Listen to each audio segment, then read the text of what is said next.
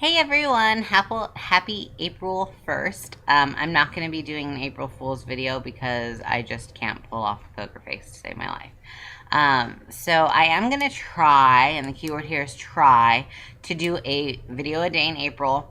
But as you all know, I have a 1-year-old and a newborn. So if I had a newborn, I'd probably be able to pull it off just because she sleeps 2 hours. I mean, she sleeps unless she's eating. But my 1-year-old is crazy and totally a toddler right now, so getting into everything. So it's not as easy, but I am going to try. The only thing is, I'm starting to write a list of like video topics that I can do a day because I'm not just going to sit on here and ramble. That's just kind of a waste of your guys' time and mine. So if there's like a subject, I mean, you guys have followed me for what, 2 years now? No, longer than that, because I've been pregnant for 2 years. And then there was a year and a half of trying to conceive. So for like 3.5 years, you guys pretty much know me. So if there's any like thing that you want further clarification on, please leave me a comment down below, and I will make sure that I get those videos in. I'm gonna do a couple of recipe videos, and a couple of somebody has asked me to do a video of how it is now being a mom. I mean, now that she's like out of the belly and really I've got a grasp of what it's like to have two little kids.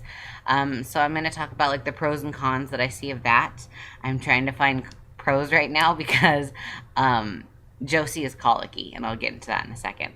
So I know this is late, but this video is gonna be her 1 month update. She turns 5 weeks on Wednesday. Today's Monday. So yeah, we haven't gone to the pediatrician since she was 2 weeks old. We'll go back when she's 2 months. So I don't have like an accurate weight on her or an accurate height, but I've like stepped on the scale and then held her and stepped on the scale again, so I can kind of give you guys a guesstimate. When I did that, she was measuring 9 pounds 3 ounces, which is a lot. That's 8 pounds and 3 ounces she's gained since birth. And she is a chunky baby, and she's already in size 3 months clothes. She outgrew newborns about 2 weeks ago when she was 3 weeks old. And not girth wise, but height wise. I mean, the pant or the arms would come up to like here on her because she's got really long arms and really long legs. So the 3 months are kind of swimming on her. But sorry, I needed to know where my dog is. Anyways.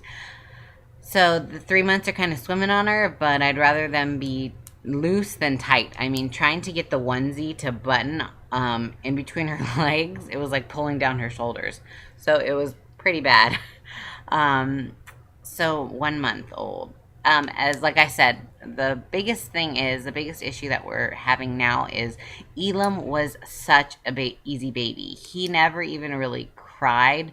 He cried, but it was a soft cry. It wasn't like Josie. I don't know if it's because she's a girl, but she screeches. We call her our little T-Rex or our little pterodactyl, because honestly it sounds like a pterodactyl squeak. It's kind of annoying, but it's just something that we're getting used to. That's the way she communicates.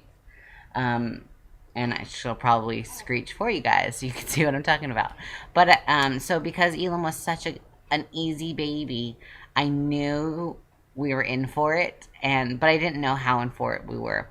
She is colicky. She isn't colicky to the point of she cries uncontrollably and I can't console her, but she does have a horrible gas issue.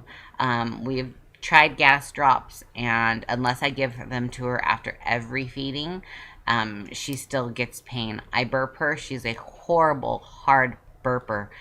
It'll take sometimes 10-15 minutes to burp her, and I feel like I'm bruising her because you really have to pat her.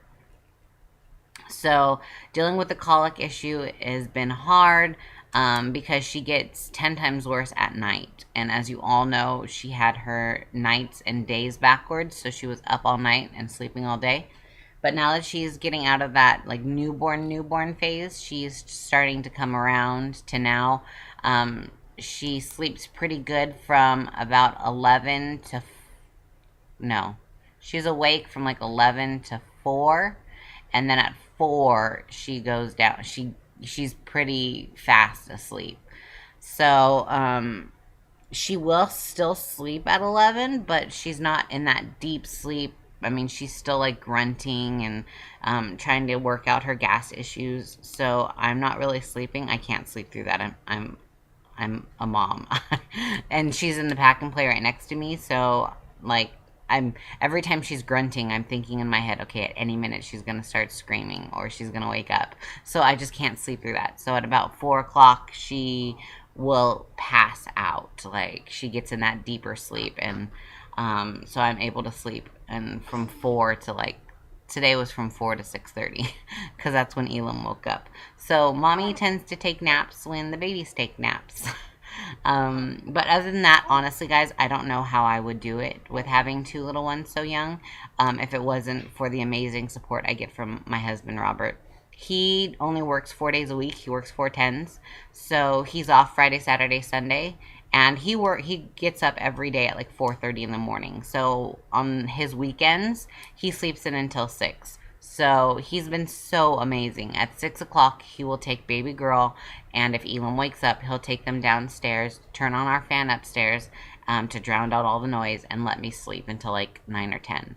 So I'm actually doing pretty good, feeling pretty refreshed. Because if not, only living off of 2.5 hours of sleep all day would be horrible. And as you all know, the only reason why he's able to do that is because I'm pumping.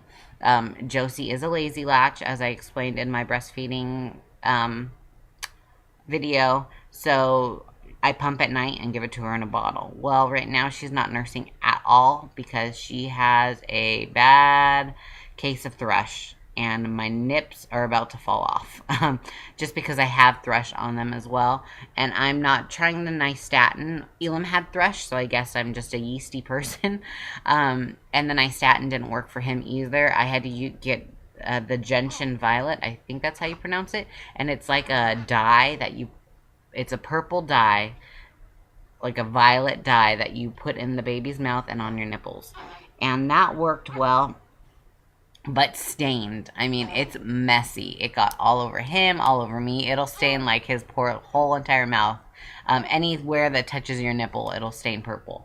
So I've done a little bit of research when it comes to thrush, especially because she's so young. And I'm trying the grapefruit seed extract. You do 10 drops of that for a ounce. Is that what it is? Yeah, for an ounce of water. And you take that in a cotton swab and you put that around her mouth, and you also do it on your nipples. So I started that last night. I went to the health food store and got some. And I started that last night, and sorry, she's coming to join us. And it seems to be working. Her mouth actually looks a lot better. Come here, baby girl. Her mouth looks a lot better. It's just my nipples that are still like really, really, really, really bad. So I'm not latching her on at all because we can just keep passing it back and forth.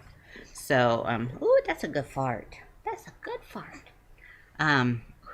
She's stinky, guys. You don't understand. This girl can clear a room with her farts. So yeah, I'm still pumping and putting it into a bottle. And she only eats off of a bottle once, and then I have to go sterilize it. So it's a lot of work, but thrush, it's horrible stuff because sometimes it's really hard to get rid of. So what else are we dealing with now that you're a month old? So she is starting to stay awake a lot longer.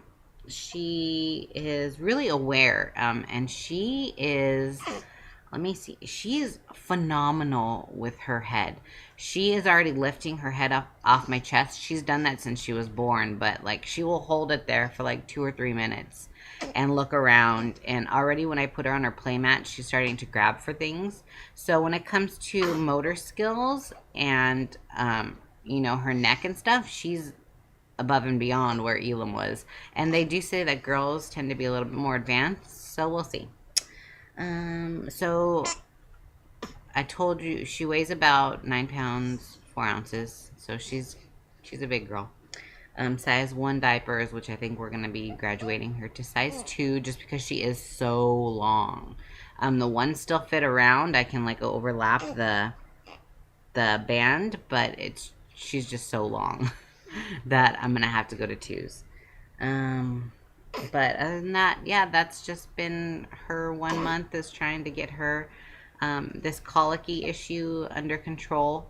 The one thing that has seemed to work well with her colic is it's called Colic Calm, and it's pretty pricey. It was $20 for a bottle. I got it at Walgreens, but it's got the only other complaint that I have. Oh, yeah. See, she'll just start whining because she just has so much gas. Um, the other complaint that I have is it's black because it has vegetable charcoal in it, and it has dyed a couple of her tops. I try and make sure it all stays in her mouth, but we all know how babies are with taking medicine. Other than that, she doesn't throw it up. She doesn't mind the taste of it, and it works almost immediately. When she's going through these, she'll arch her back and she'll just start whining and crying because, I mean, gas pain hurts, and we'll give her that, and it seems to break it up pretty fast. I mean, within like 5 minutes. Another thing that's worked well for us is walking around, and we'll have her in the football hold and just patting her belly. We do that one quite often. And that's about it. So, Mama's tired. Mama's not sleeping that much, but you got to do what you got to do. I always tell my husband, I said, I don't know how my body's functioning. It's off of God-given time right now. So yeah, I'll keep you guys updated on how the thrush is going and how this grapefruit seed extract is working. And I will talk to you guys tomorrow. Again, please leave me comments down below about videos that you would like to see, because if not, my VEDA is going to be, I don't know, giving you guys definitions of words. So I'll talk to you guys later. Bye.